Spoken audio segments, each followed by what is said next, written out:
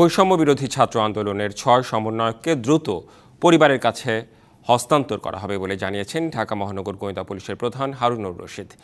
দুপুরে মিন্টো রোডে ডিবি কার্যালয়ে সাংবাদিকদের প্রশ্নের জবাবে একথা জানান তিনি।